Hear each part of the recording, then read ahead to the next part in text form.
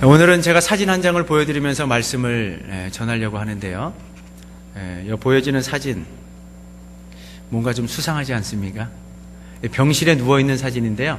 앉아서 찍은 사진인데 사실은 손과 발을 다 붕대로 칭칭 감았는데도 너무나 환하게 웃는 모습이 뭔가 사연이 있어 보이지 않습니까?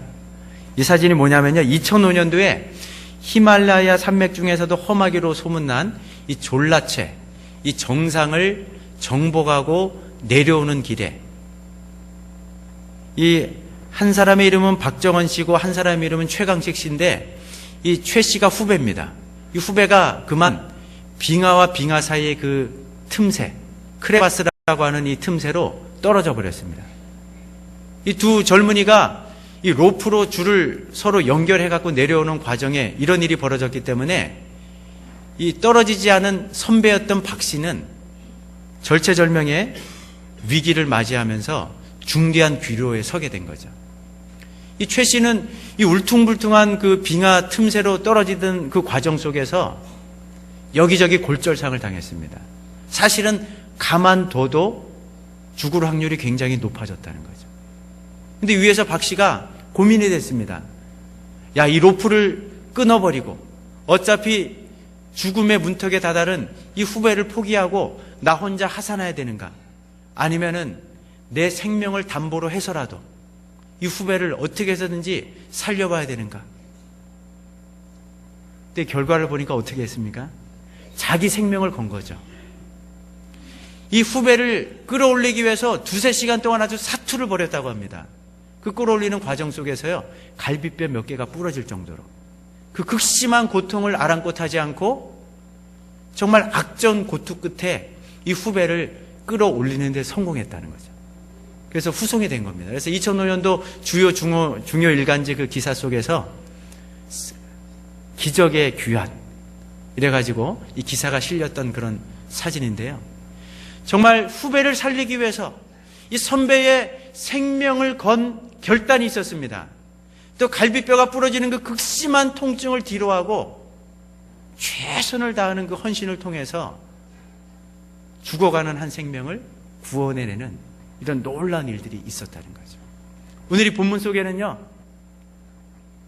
한 사람을 구원해낸 것이 아니라 그 부모 형제 또 그 부모 형제들과 연루된 그 모든 집안 식구들을 다 구원해낸 한 여인의 이야기가 나옵니다. 그 여인이 누굽니까?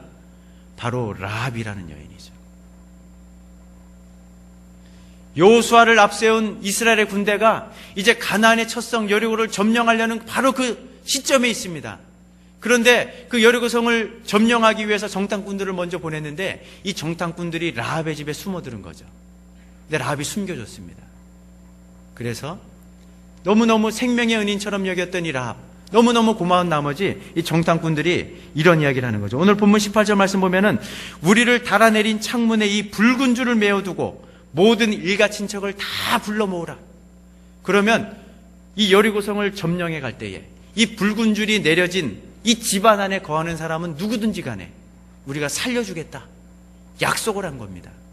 그리고 여호수아 6장 말씀 보면은 정말로 그 여리고성의 모든 사람들을 다 진멸해가는 과정 속에서 이 붉은 줄이 내려진 이 라합의 집에 머물고 있던 모든 사람들을 여호수아가 다 살려두는, 라합 한 사람의 믿음 때문에 온 집안 식구가 구원받는 이 놀라운 사건이 오늘 본문 속에 우리에게 소개되고 있다는 거죠.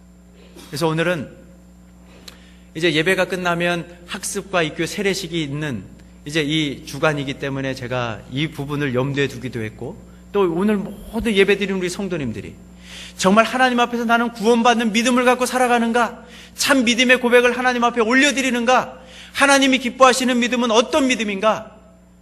이 사실을 점검하면서 라합의 믿음을 통해서 내 자신을 비추어 보고 다시 한번 우리의 믿음을 새롭게 할 수 있는 오늘이 귀한 예배의 시간이 될 수 있기를 주의 이름으로 축복합니다. 구원에 이르는 믿음, 참 믿음을 가지려고 한다면 하나님만을 믿고 따르기로 결단해야 됩니다. 이게 라합의 믿음의 첫 번째 특징이었습니다. 한번 따라해 보시겠습니다. 결단해야 된다. 이 기생 라합은요, 출애굽 이후에 예전에는 알지도 못했던 소수민족이었습니다. 이 히브리 민족, 그 민족이 파죽지세로 지금 가나안 땅으로 점령에 들어온다는 이 소식을 전해 듣게 됐다는 거죠. 그래서 본문 10절 말씀 보면 이런 이야기를 합니다. 이는 너희가 애굽에서 나올 때에 여호와께서 너희 앞에서 홍해물을 마르게 하신 일과 너희가 요단 저쪽에 있는 아모리 사람의 두 왕 시온과 옥에게 행한 일, 곧 그들을 전멸시킨 일을 우리가 들었습니다. 이스라엘 민족이 섬기던 그 하나님, 계속 들려오는 소식을 듣다 보니까 야, 살아계신 하나님이시구나. 자기가 섬기는 그 민족, 그 자기 백성 이스라엘 위해서 크고 놀라운 일들을 행하시는 분이구나.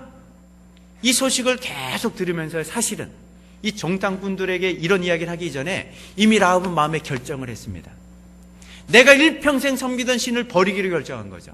우리 가문, 우리 집안이, 우리 민족이 조상 대대로 섬겨왔던 신을 버리고 이스라엘의 하나님, 그 하나님을 나도 믿고 따르기로 결단을 한 겁니다. 그러면서 고백하는 게 11절 하반절 말씀 보면요, 너희 하나님 여호와는 위로는 하늘에서도 아래로는 땅에서도 하나님이시라. 더 이상 주저하지 않았습니다. 그동안 섬기던 신을 버리고 하나님을 섬기기로 결단했다는 거죠. 바울이 고백한 대로 믿음은 들음에서 나며 들음은 그리스도의 말씀으로 말미암습니다. 살아계신 하나님에 대한 소식이 계속 귓전을 때리면서 들려올 때에 그 들려오는 말씀을 붙잡은 거죠. 그 말씀 속에서 하나님을 믿기로 결단한 겁니다. 그렇습니다. 구원에 이르는 믿음, 참된 믿음의 출발은 하나님을 믿고 따라 나서기로 하는 이 결단에서부터 시작된다는 사실을 믿으시기 바랍니다. 여러분들이 잘 아시는 이 성자 어거스틴을 보면요, 어거스틴은 17세부터 한 소녀를 사랑하기 시작하면서부터 세상에 푹 빠져들기 시작했습니다. 그래서 10수년 동안 수많은 인생의 즐거움을 찾아서 그 쾌락을 쫓아서 한없이 추락하는 그런 방탕의 삶을 살았던 사람이 어거스틴이었습니다. 사상적으로는 그 당시에 유행하던 마니교에 흠뻑 빠지기도 했고 신플라톤주의 그 사상에 빠져가지고 하나님으로부터 점점 더 멀어져만 가고 있었다는 거죠.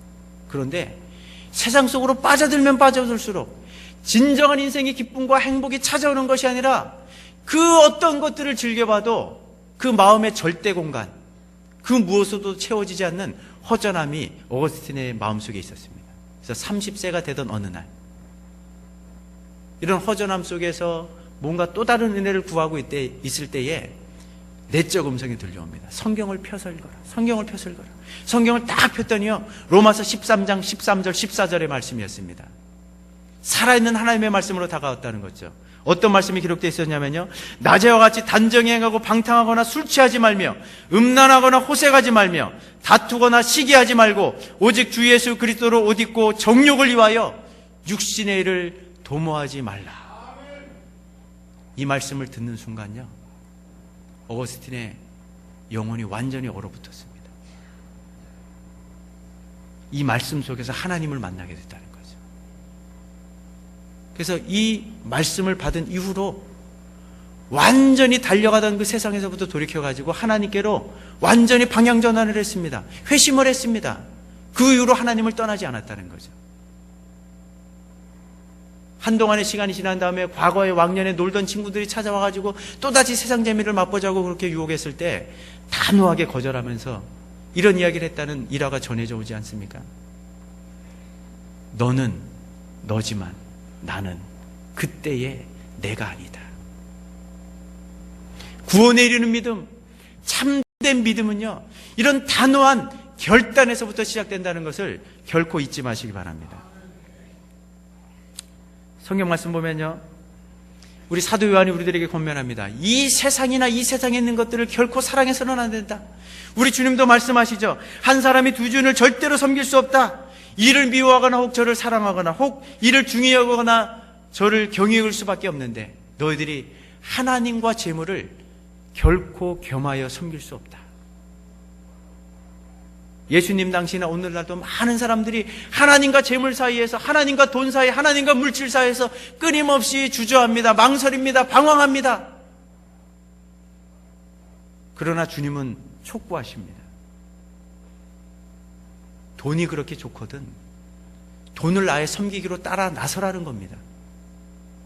우리 하나님이 그 잠시 잠깐의 유익과 즐거움을 주는, 편안함을 주는 그 돈, 그것과 견줄 만한 대상이더냐? 그렇게 돈이 좋더냐? 그렇게 세상이 좋더냐? 그러면 아예 그거를 믿기로 결단하고 그쪽으로 가라는 겁니다. 그러나 하나님을 믿기로 결단했다면, 마음에 작정을 하고 뒤돌아보지 말고 영원한 생명이 있고 영원한 삶의 기쁨과 평안을 주시는 그 하나님을 믿기로 결단하고 나서라는 거죠. 오늘 이 아침에 정말 내 인생을 끝까지 지탱해 주는 것이 무엇인가? 아니, 이 땅에서의 삶이 끝나고 난 다음에도 영원한 영생의 삶을 보장해 줄 수 있는 것이 무엇인가? 이 세상 그 어디에서도 그 누구를 통해서도 이것을 찾아낼 수가 없습니다. 이 모든 것들을 보장해 줄 수 있는 분은 우리가 믿는 하나님 한 분밖에 없는데, 다시 한번 우리의 믿음을 새롭게 하면서 이 하나님을 끝까지 무슨 일이 있더라도 믿고 따라 나서기로 결단할 수 있는 이 아침 될 수 있기를 주의 이름으로 축복합니다. 두 번째로, 구원에 이르는 믿음, 하나님이 기뻐하시는 참된 믿음의 자리로 나가시길 원하신다면요, 우리 삶의 모든 문제들을 그 하나님께 맡길 수 있어야 된다는 거죠. 한번 따라해 보시겠습니다. 모든 것을 맡겨야 한다. 이 라합은요, 하나님을 믿기로 결단한 이후에 그 하나님께 자기 인생을 걸었습니다. 그러면서 오늘 이 본문 속에서 13절 말씀 보면 이런 고백을 하는 거죠. 우리 13절 말씀을 같이 한번 읽어보십니다. 시작. 그리고 나의 부모와 나의 남녀 형제와 그들에게 속한 모든 사람을 살려주어 우리 목숨을 죽음에서 건져내라. 자기 인생을 건 것뿐만 아닙니다. 내 부모 형제 또 그 일가 친척에게 속한 모든 사람들의 미래의 운명과 생사화복, 그 모든 인생의 행복, 이 모든 것들을 하나님께 맡기고 그 하나님께 올인하고 있는 거죠.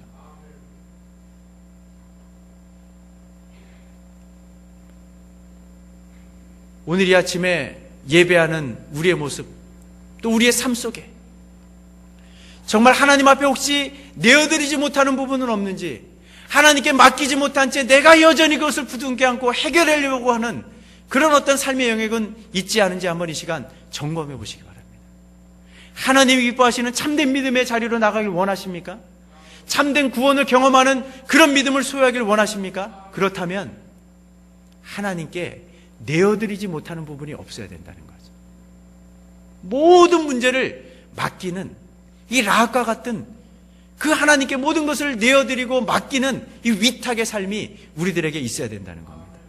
성경을 보면요, 또 다른 여인이 등장하는데 이 하나님께 모든 것을 맡긴다는 것이 무엇인지를 잘 보여주는 성경 구절이 있습니다. 룻기서를 보면요, 이 룻이 시어머니 나오미에게 자기의 남은 인생을 맡기면서 이런 고백을 하는 대목이 있습니다. 룻기서 1장 16절 17절 말씀 보면요, 이런 고백을 하죠. 내게 어머니를 떠나며 어머니를 따르지 말고 돌아가라. 강권하지 마소서. 어머니께서 가시는 곳에 나도 가고 어머니께서 머무시는 곳에서 나도 머물겠나이다. 어머니의 백성이 나의 백성이 되고 어머니의 하나님이 나의 하나님이 되시리니 어머니께서 죽으시는 곳에서 나도 죽어 거기 묻힐 것이라. 만일 내가 죽는 일 외에 어머니를 떠나면 여호와께서 내게 벌을 내리고 더 내리시기를 원하나이다. 룻은요, 자기의 남은 인생을 시어머니 나오미에게 다 맡기는 겁니다. 그런데 이 룻의 고백 속에서 이 어머니라는 단어를 예수님으로 딱 대치하면요, 하나님께 우리 인생을 맡긴다는 것, 우리 삶의 모든 문제를 맡긴다는 것이 무엇인지 그대로 드러날 수 있는 그런 대목이죠. 그러니까 예수님, 어떻게 보면은 예수님을 떠나라고 우리에게 강권하지 마십시오. 예수님이 어디를 가시든지 우리가 끝까지 그 주님을 따라 나서겠습니다. 심지어 설령 아무리 힘들고 어려운 길이라 할지라도 주님이 가시는 곳이라면 우리도 마다하지 않고 끝까지 따르겠습니다. 그 설령 그 길이 죽음으로 치닫는 길이라 할지라도 제가 그 주님을 떠나지 않겠습니다. 배반하지 않겠습니다. 주님의 백성이 내 백성이 되고 주님이 섬기시는 그 하나님을 나도 끝까지 믿고 따르겠습니다.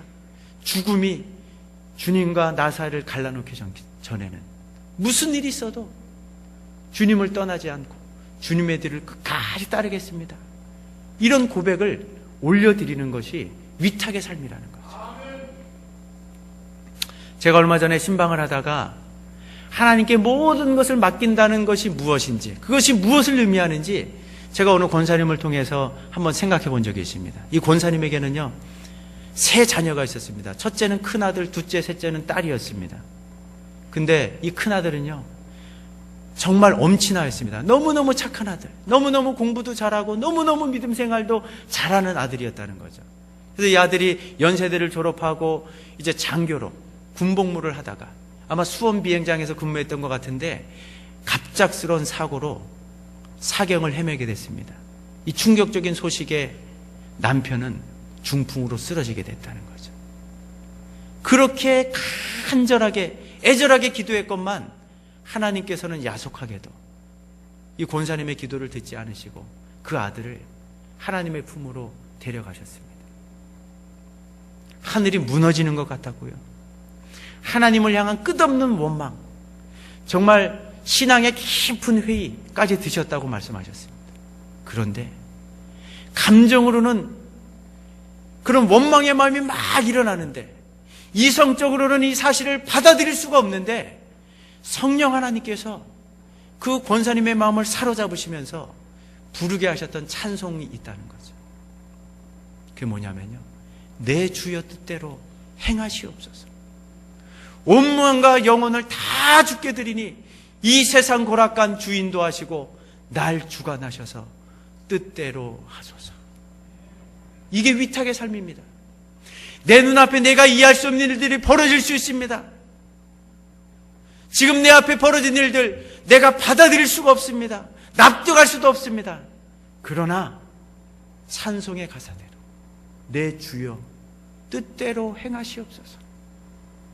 내가 지금은 다 알지 못하지만, 다 헤아려 이해할 수 없지만, 그러나 내가 믿는 하나님, 선하신 하나님인 줄로 믿기에 날 주장하셔서 나를 주관하여 주셔서 당신이 어디로 이끄시든지 간에 그 자리로 내가 따라 나서겠습니다. 이게 모든 것을 맡기는 진정한 위탁의 삶이라는 거죠. 오늘 이 아침 예배하는 우리 성도님들의 마음속에도 우리 삶 속에 때로는 내가 이해할 수 없는, 다 납득할 수 없는 그런 일들이 끝없이 우리 삶 가운데 펼쳐지지만, 그러나 우리 권사님의 결단처럼 성령 하나님을 통해 주신 그런 말씀처럼 내 주님, 내 뜻이 아니라 당신의 뜻대로 나를 이끌어 주십시오. 당신이 이끄시는 삶이라면 그곳이 어디든지 간에 어떤 어려움이 뒤따르는 곳이라 할지라도 끝까지 오늘 라합처럼, 룻처럼, 그 권사님처럼 믿고 따라 나서겠습니다. 이 귀한 모든 것을 맡겨드리는 이 위탁의 이 믿음을 고백할 수 있는 이 아침 될 수 있기를 주의 이름으로 축복합니다. 마지막 세 번째로요, 정말 구원에 이르는 믿음, 이 참된 믿음의 자리로 나아가기를 원하신다면 우리가 믿고 섬기기로 결단한 그 하나님 앞에 자발적인 순종과 헌신의 삶을 드려야 된다는 거죠. 한번 따라해 보시겠습니다. 자발적으로 헌신해야 된다. 구원받는 믿음의 출발은요, 결단에서 시작되고, 이 믿음의 성장과 성숙은 하나님께 모든 것들을 맡기는 것을 통해서 이루어집니다. 근데 참된 믿음의 완성은 믿기로 결단한 그 하나님께 전적으로 순종하고 자발적으로 헌신하는 것을 통해서 이루어진다는 사실을 잊지 않고 기억하시기 바랍니다. 오늘 이 본문을 보면은 여리고 왕이 그 정탐꾼들이 라합의 집에 숨어들었다는 이 첩보, 이 제보를 입수하고 와가지고 그 사람들을 끌어내라고 명령합니다.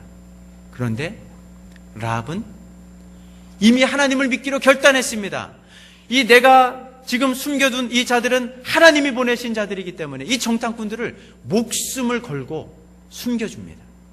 희생하는 거죠. 헌신의 자리로 나가는 겁니다. 그러면서 어떤 이제 장면이 있습니까? 6절 말씀 보면요. 그가 이미 그들을 이끌어 지붕에 올라가서 그 지붕에 버려놓은 3대에 어떻게 했습니까? 숨겼더라. 또를 본문 15절 말씀 보면 라합이 그들을 창문에서 줄로 달아내리니 그의 집이 성벽 위에 있으므로 그가 성벽 위에 거주하였음이라. 쉽게 할 수 있는 일이 아닙니다.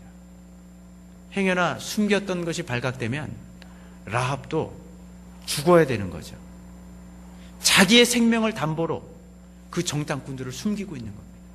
숨겼다가 밤이 깊어지니까 줄을 달아내리고 그곳으로 정탐꾼들을 내려보내는 거죠. 한 사람이라도 보고 이 사실이 발각되면 완전히 죽음의 자리로 나가야 되는 이 위험을 감수하면서 자기가 믿기로 결단한 그 하나님이 보내신 정탐꾼들을 목숨을 걸고 지켜주는 겁니다. 헌신하는 이 모습 속에서 참 믿음의 모습이 무엇인지를 볼 수 있는 거죠. 그래서 라합의 믿음을 단적으로 보여주는 대목이 오늘 본문 21절 상반절 말씀 보면요. 뭐라고 고백하죠? 너희의 말대로 할 것이라. 라합의 믿음은 말뿐인 믿음이 아니었습니다. 죽은 믿음이 아니었다는 거죠. 살아있는 믿음이었습니다. 행동하는 믿음이었습니다. 이런 믿음을 통해서 온 집안을 구원해내게 된 거죠. 나중에 보면 우리가 잘 아는 대로 라합이 어떻게 되죠? 라합이 유다 가문의 유다 지파에 편입이 됩니다. 그리고 다윗의 증조 할아버진 보아스를 낳고 메시아의 족보에 편입되는 무한한 영광을 누리게 되는 거죠. 근데 그 이후에 어떤 일이 벌어졌을까요? 라합이 말로만 듣던 소문으로만 알고 있던 그 하나님을 믿고 그 하나님을 알아가면서 삶 속에서 그 하나님을 체험해가기 시작합니다. 그 하나님을 알아가면서 그 하나님을 체험하다 보니까 내가 예전에 믿었던 신과는 근본적으로 다른 하나님을 경험하게 되는 거죠. 섬겨보면 섬겨볼수록 내가 믿는 하나님은 너무나 사랑이 많으신 분입니다. 우리를 품에 품으시는 분입니다. 삶의 위기가 불어닥칠 때마다 우리를 끌어안으시는 분입니다.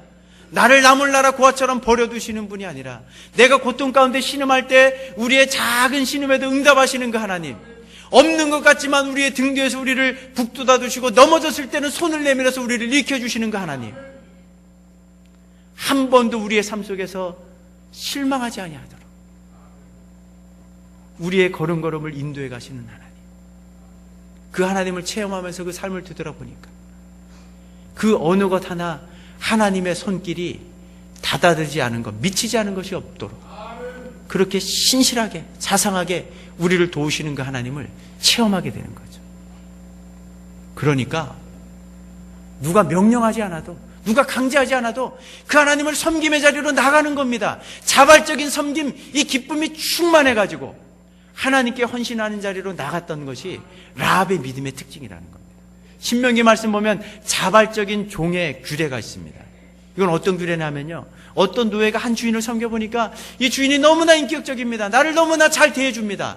그러니까 내가 또 다른 곳에 팔려가서 노예 생활하느니 내 남은 인생, 내 남은 평생 이 주인 밑에서 내가 자발적으로 섬기는 종이 되겠다, 이런 맹세를 할 때는요, 그 사람을 데려다가 이 귀에 송곳을 뚫어버립니다. 영원히 이 주인의 노예가 된다는 증표를 만들어버리는 거죠. 여러분들이 지금까지 믿음 생활 해오시면서 신앙의 여정을 걸어오시면서 여러분들이 만난 하나님은 어떤 분이십니까? 어떤 하나님으로 경험하고 계십니까? 정말 우리가 믿는 하나님이 단 한 번이라도 여러분들을 실망시킨 적 있으십니까? 살아왔던 삶의 모든 과정 가운데 하나님의 손길이 안 미친 구석이 있으십니까? 신실하신 그 하나님, 섬기면 섬길수록 더 귀한 하나님, 그 하나님의 은혜가 있었기 때문에 오늘 우리가 이 자리에 앉아서 하나님 앞에 예배하고 있는 것 아닙니까? 그렇다면 섬기면 섬길수록, 알아가면 알아갈수록 더 귀한 그 주님, 그 주님을 위해서 우리도 라합처럼 자발적인 순종과 헌신과 희생의 자리로 나가야 되지 않겠습니까? 말씀을 맺겠습니다. 구원에 이르는 믿음, 하나님이 기뻐하시는 참된 믿음의 자리, 그 자리로 나가길 원하신다면 라합처럼 끊어버릴 것들을 결단할 수 있는 그 믿음을 가지시기 바랍니다. 그리고 아직까지 내가 움켜쥐고 있는 것이 있다면 정말 하나님 앞에 그 모든 것들을 내려놓고 온전히 맡겨버리시는 위탁의 자리로 나가시길 바랍니다. 그리고 섬기면 섬겨볼수록, 알아가면 알아갈수록 더 귀하고 더 존귀하신 그 하나님 앞에 자발적인 순종과 헌신을 통해서 구원에 이를 뿐만 아니라 우리 삶에 또 다른 새 일을 행하시는 그 하나님, 그 하나님을 만나고 그 하나님을 높이 찬양할 수 있는 우리 모든 성도님들 될 수 있기를 다시 한번 주의 이름으로 축복합니다.